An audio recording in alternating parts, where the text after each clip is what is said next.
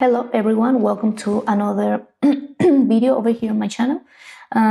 Today I'm going to start this new section where I'm going to show you what I have learned in this particular week. So every week I will try to post a video where I share with you what I learned. In this case, I'm trying to do at least 1 to 2 songs a week. So I'm going to show you what I have done, and I hope this video helps you. Start with showing you these are two different ideas. This is from one tutorial and this is from another one. And let me show you what I'm working on this side.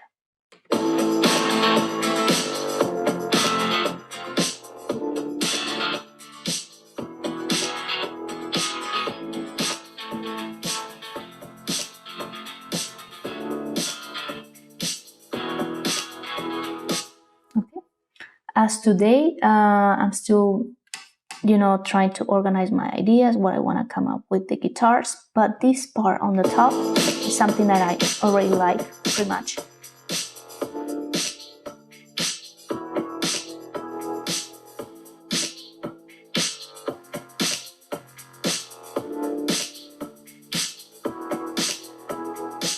Okay, so let's start first over here with the keyboards. So basically we're doing the same thing over here. Obviously the first one sounded good, but it needs a second layer, and you can come up with going searching for the perfect keyboard, or you just start playing with the layers and you come up with pretty much the same idea.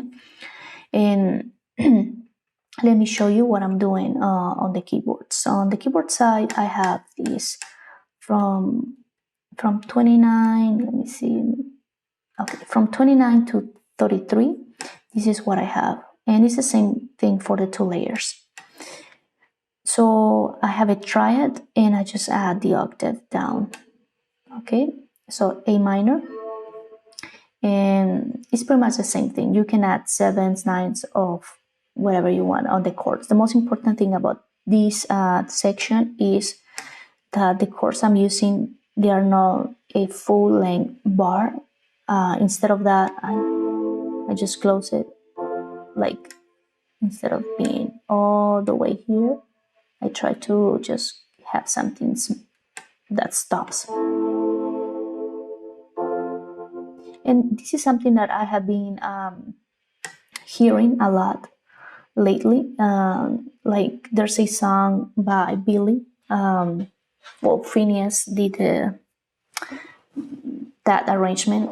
I think it's Birds of Feathers.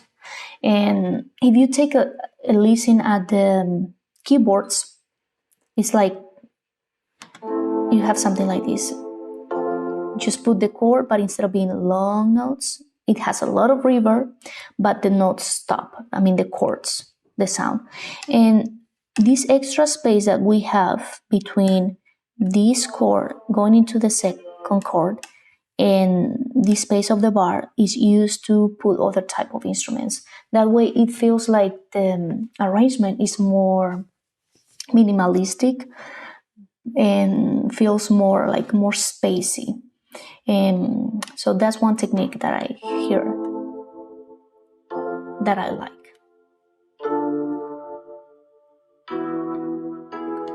lots of reverb, but you have space in between.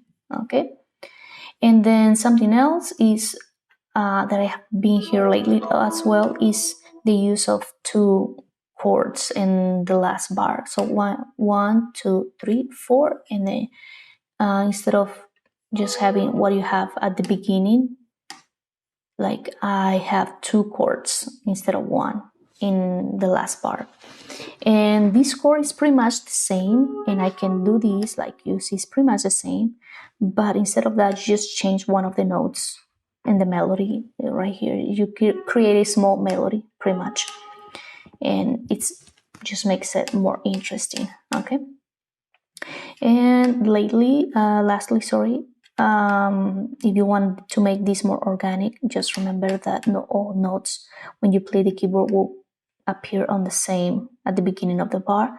And if you want to use this technique, make sure that the low notes on the bass, either from your keyboard or from the bass, needs to make sure that it comes exactly on the bar, because otherwise it may sound a little awkward. So that's something that I see. Okay, so we have keyboards explained. Now let's take a look at the bass.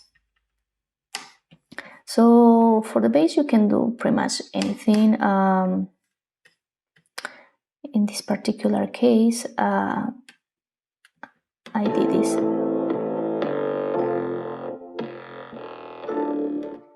So it goes down, dun, dun, dun, and I like the sound.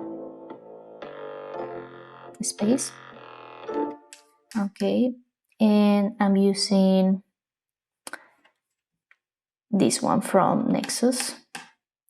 And obviously I put a little bit of pedal, just some effects to make it sound more interesting, even some reverb on the bass, which is a little bit, something that you might probably hear don't use, but you can break the rules and make something more interesting. Dun, dun, dun. I like that part.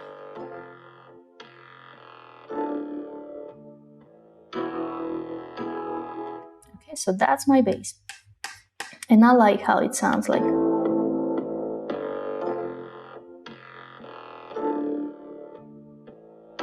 Okay, and then after that, when it comes over here, not this one, just this section, drums. Let's take a look.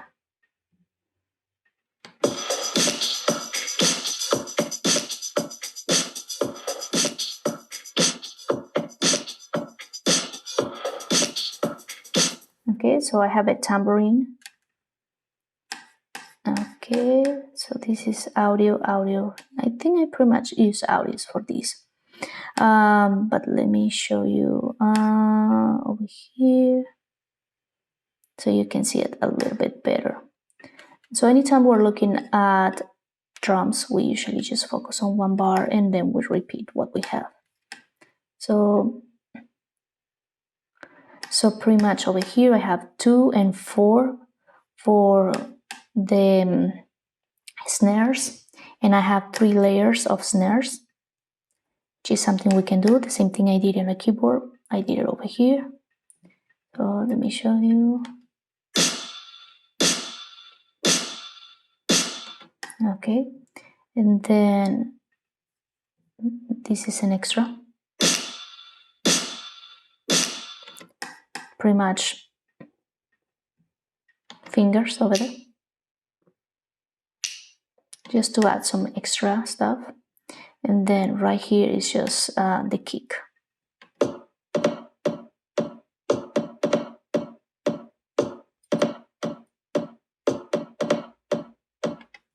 Okay, and let's take a look at the rhythm of the kick.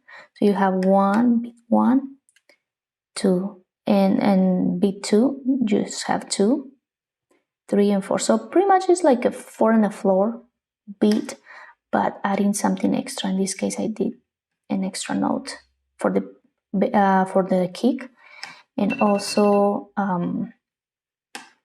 so you have from bar 29 to 30th, and then when you take a look at 30th to 31, we have exactly almost the same, except that I have an extra beat over there.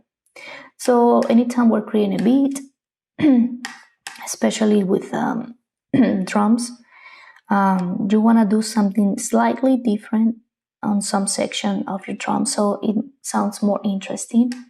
In this case, at the beginning of every bar, I have this sound like a kick, but more puffy compared to the other one, which is softer.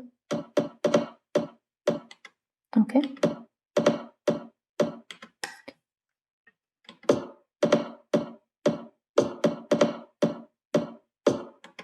Okay, and then the hi-hats. The hi-hats I play with the beat. We have 8s, And then on the next section, then we have 16. Okay, so 8. And obviously in hi-hat open, which is something that I used to forget, but now I started adding to the songs. Like at the end, I just add, at the end of the bar, I just add in hi-hat open just to make it more interesting. Dun, dun, dun, dun, dun, dun, dun. So it's just something that adds into the rhythm, and a drummer usually has a hi-hat open at some point, so we want to replicate that. So let me take this one. Oh, doesn't go there. So we have 1, 2, 3, 4 and another 4, so that's 8 in a bar. And then right here on the second part, I add 16s, and same thing, I have the open hi-hat. And so what I did to the 16, so you have your 8, 1, 2, 3, 4, the ones in green, and then the ones in blue is adding extra grooviness. So in total, if you count it, we have 16 beats, 4, 6, 7, 8, and then another 8, 16. And I add a little bit of swing. That way it sounds more interesting as well. Well, I hope you like this video and find it very helpful. And I just forgot the guitars. My favorite is this one, Kontakt, 4 guitars. And this electric vintage, oh my gosh, is so great. That way I don't have to worry about recording guitars, because I'm not a guitar player and I hate having to learn a pattern for too long, because that's not my strength. I'm very terrible with the guitar. I use the guitar just for composing, but when it comes to recording, no, I'll sound awful. So that's why I use virtual instruments from Kontakt, because they sound gorgeous. It's like a perfect guitarist playing and just recording something for you. It's pretty much what is happening right now with technology. And you have a bunch of different rhythms, so that's nothing to complain, and you have a lot to play with that. Well, I hope you find this video very interesting. See you next time. Bye-bye.